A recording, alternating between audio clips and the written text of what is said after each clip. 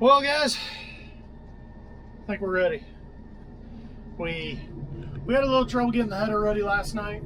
I got home about 4:30, went to blow this machine off.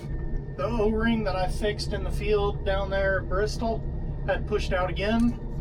Hopefully it was just too thick of an O-ring. Fingers crossed, that's why it did it. But it took us forever to find in the parts book, because the new parts book is organized completely different than how we're used to. Found an O-ring that we think is right, because it actually doesn't list an O-ring in the parts book. Got that back together, got the header hooked up, couldn't get a bunch of things to work on it last night. It was almost 8 o'clock, we were tired, we said screw it, we'll wait till in the morning, call McPherson, talk to the mechanics down there. We think we got her. I went and cut just a little strip that we had to leave last week when we were using the 12-row head, because we found out the 12-row head will not cut down stuff. So I went and cut just a little strip. It went through, just got done cleaning up the oil. Pull back in here, get some fuel, some def, put a couple shields on. I can go give this bad boy a try. See how this goes.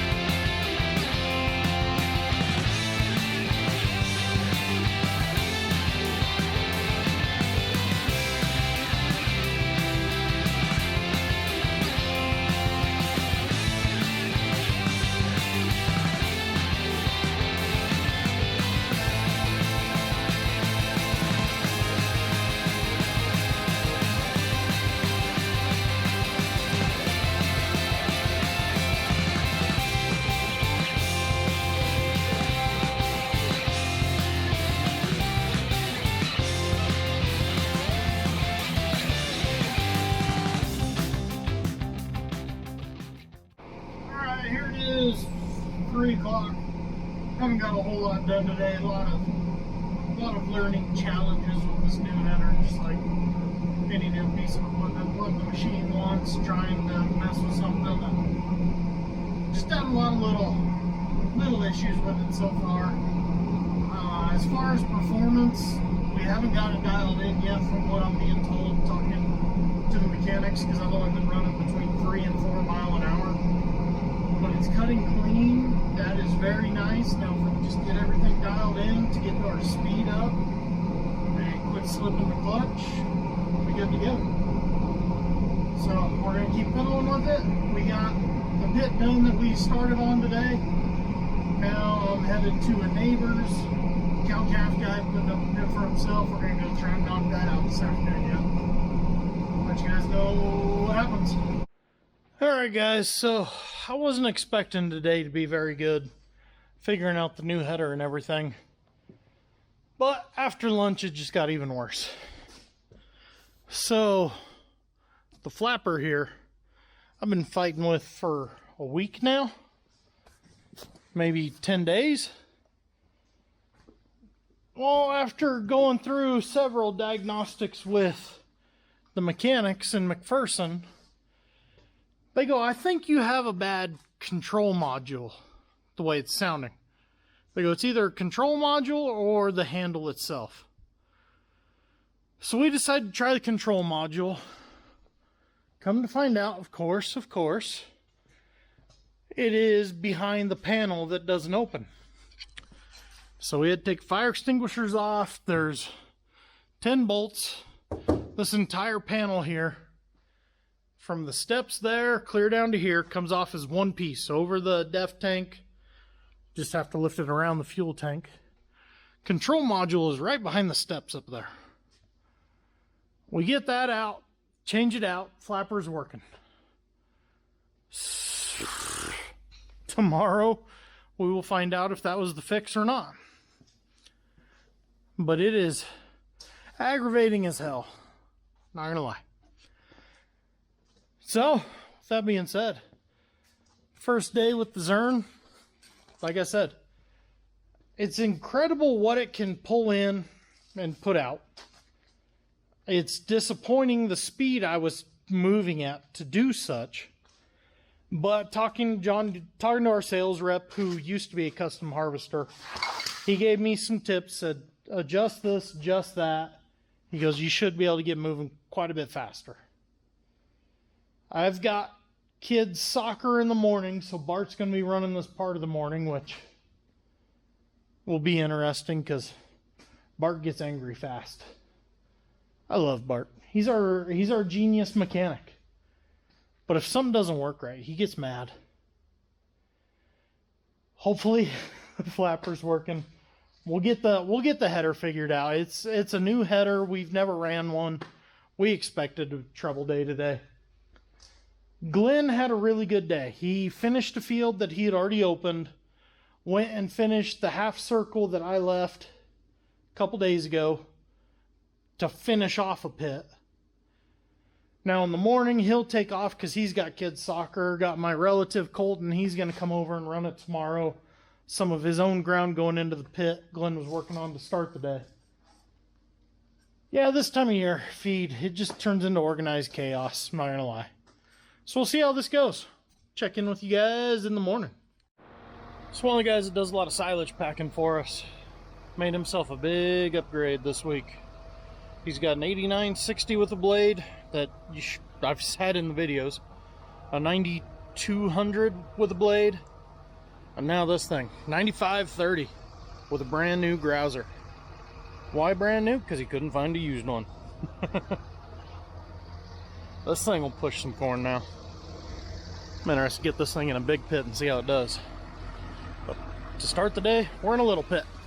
Got a local cattle guy where this is where I was coming yesterday before I had all the trouble. So we'll see how this goes. Bart's gonna run it this morning. I got soccer in an hour with the kiddos. Hopefully they get this done and on to bigger and better projects by the time I get back. If not, something went wrong.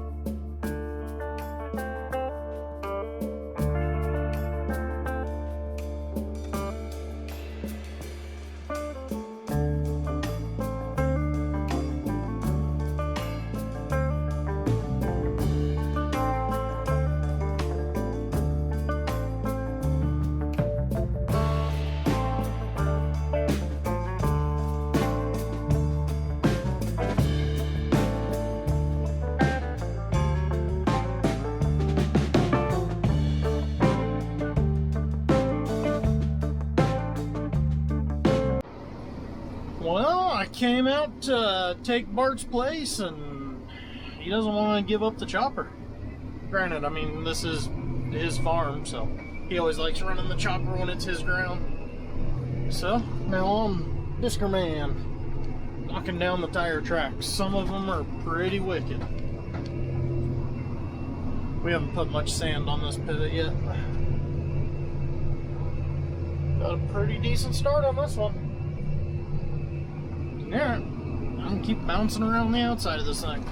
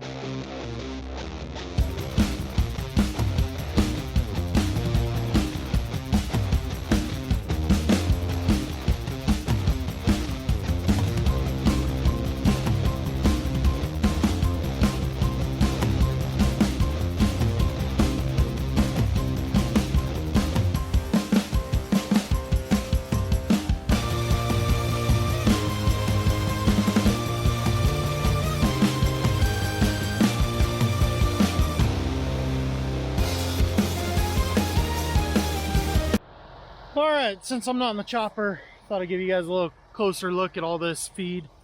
This is the silage variety. This area of the field's probably about 8 foot tall. Get about 7 foot over there. But look at these stalks. That's nice and thick. That one's even fatter. And then look at how heavy and how much grain that is. You could combine that for Milo. There's so much there. That's perfect. That's exactly what we want. This is going to yield out well. We don't have to worry about it going down as much as if it was the 15 foot tall stuff. So I'll keep knocking down ends for these guys and get out of here.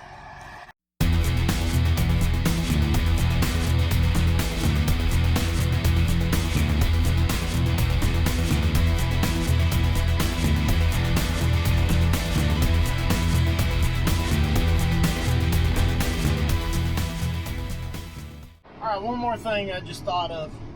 There's probably some of you going, well, hey Garrett, you had the Zurn on this morning, and now you got the 12-row on. What gives there? Well, what we're finding out is if it's standing up and you're able to use the 12-row, use the 12-row because it cuts it easier. The field we went and cut this morning, though, that 12-row wouldn't have cut it. It was a thin stand, the height varied. And talking to Bart, he goes, I was running 8-9 mile an hour with that Zurn, just flying through it.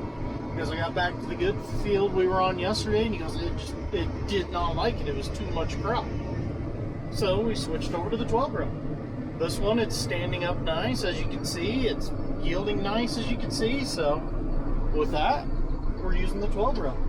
So I think that's something we're just gonna have to kind of figure out as we go. If it's good field and it's standing nice, just use the 12-row. If it's not, use the Zurn. Luckily, you can switch them in about 2 minutes. You disconnect the wire harness, flip the lever for the latches, and done. So, I don't know. Again, it's one of those things, we've never had that direct cut head before. We don't know much about it yet, really. Just constantly learning. So, I'm going to go park this and probably go find a tall, frosty beverage. I'm getting thirsty. So we'll talk to you guys tomorrow.